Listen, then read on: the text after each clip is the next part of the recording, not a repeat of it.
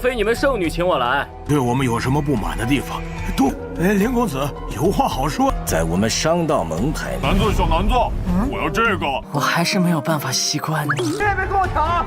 价高者掌灯。据说冰心不老莲罕见，拍价为12000入同一种器灵的珍品，拍卖会进行到这里。我出11000两。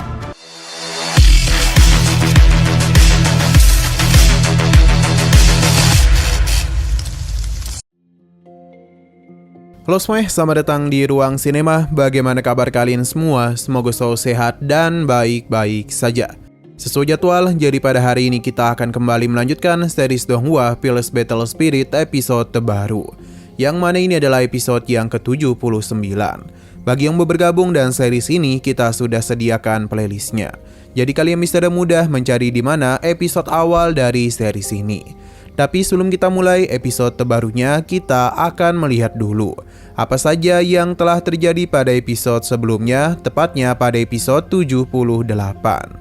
Kemarin si Makong dibuat terkejut setelah tahu kalau Sinan merupakan murid yang dipilih langsung oleh para master dari Tanah Suci. Bahkan ia pun semakin senang karena bisa bertemu dengannya. Setelah semua itu, si Makong pun memberikan teknik transformasinya. Sinan tidaklah menyangka kalau perjalanannya menuju Tanah Suci akan mendapatkan harta sebanyak ini. Hanya saja ada sebuah harta yang sepertinya sulit untuk Sinan ketahui. Selain itu, di sini Sinan juga menggunakan kekuatan Ki kuno agar bisa menggabungkan beberapa pecahan harta menjadi satu. Dengan begini, Sinan baru bisa menggunakannya. Sesaat kemudian, Miao Miao dan juga Rong Bezong pun datang. Mereka terlihat begitu kesal karena tahu kalau aliansi bisnis memiliki niatan buruk kepada Sinan. Alhasil mereka pun berencana untuk mengganggu acara pelelangan. Tapi Sinan memiliki sebuah ide.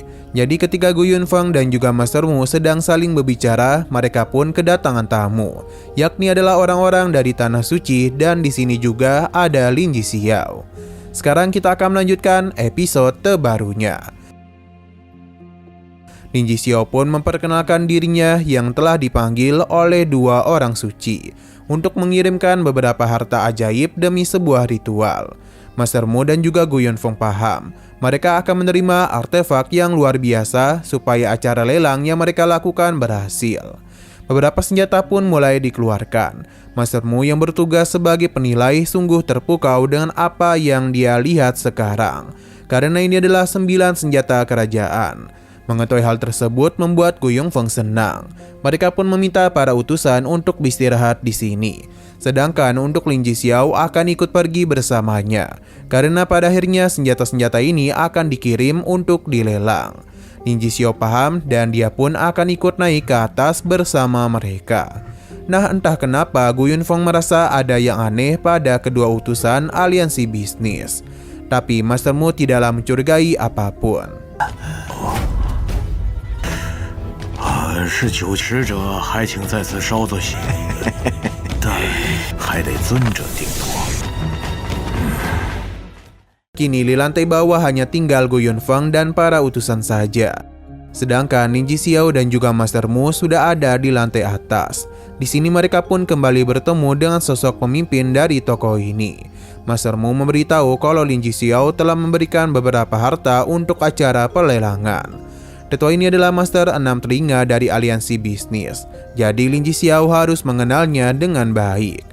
Berhubung Master 6 Telinga masih tidak tahu apa-apa, jadi Master Mu pun mulai memberitahu kalau senjata yang dikirimkan oleh Lin Jixiao semuanya adalah asli.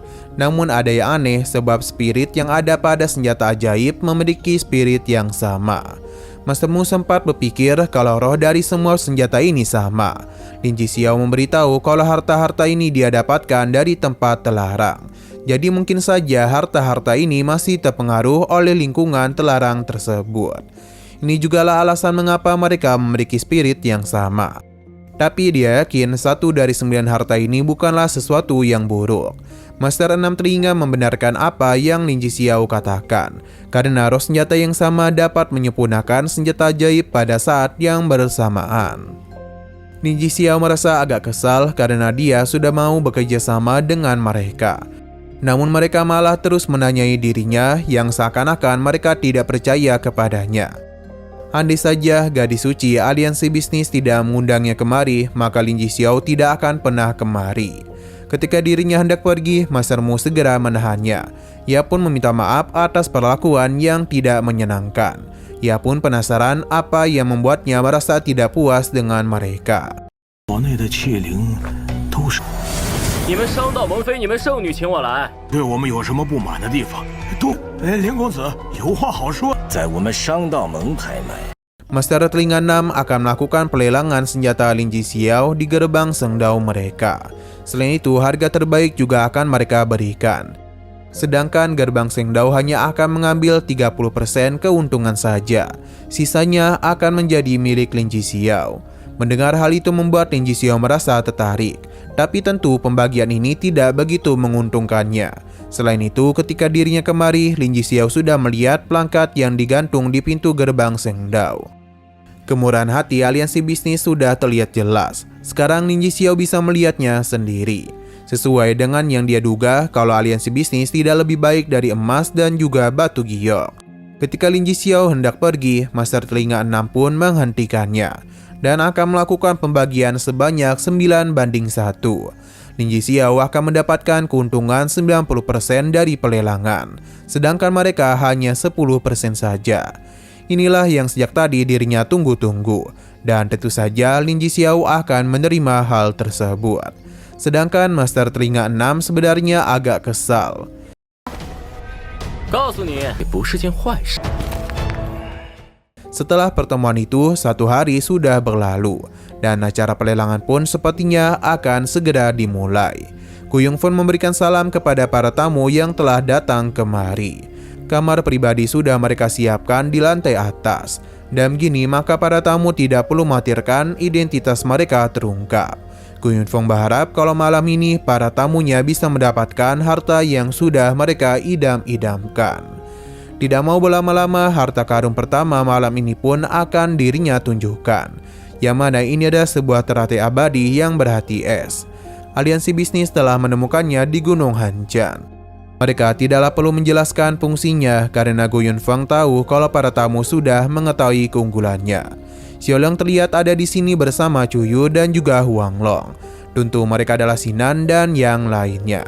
Karena tidaklah mungkin pria berotot seperti Huang Long bertingkah seperti ini.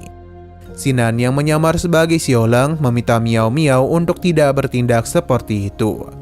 Nah, harga awal dari teratai ini adalah 300 tel. Kenaikannya hanya boleh di atas 50 tel saja. Penawaran pun mulai dilakukan, yang mana ada begitu banyak orang yang tertarik dengan teratai itu. Tidak terkecuali kelompok Xingnan. Dia juga memberikan tawaran sebanyak 2000 tel. Ini pun membuat beberapa orang menjadi terkejut, karena bagaimanapun ada yang berani menawar sebanyak itu. Meskipun teratai abadi ini cukup langka, tetap saja harganya tidaklah semahal itu. Berhubung tidak ada yang berani menawar lagi, maka teratai abadi pun berhasil kelompok Sinan dapatkan di harga 2000 tel. 难做小难做，我要这个。我还是没有办法习惯。别跟我抢！亚高者掌灯。据说冰心部老爷罕见， Barang selanjutnya juga langsung diumumkan, yang mana itu adalah ramuan batin di puncak sekte iblis. Mendengar hal tersebut, Rong Benzong yang sedang menyamar jadi Chuyu pun memintanya untuk mengambil harta ini. Bahkan dia berjanji akan menjadi tunggangan Sinan selama 3 hari. Sinan paham dan langsung saja memberikan tawaran sebanyak 2000 tel. Tawaran itu kembali mengejutkan semua pihak dan juga membuat mereka kesal, karena dia meningkatkan harga seenaknya saja. Tentu dengan harga segitu tidak ada yang berani menawar. Jadi Gu Yongfeng pun memberikan selamat kepada kamar 6 karena sudah berhasil mendapatkan harta kedua. Lagi dan lagi Sinan memberikan tawaran sebanyak 2000 tel, dan dia pun berhasil mendapatkan harta tersebut.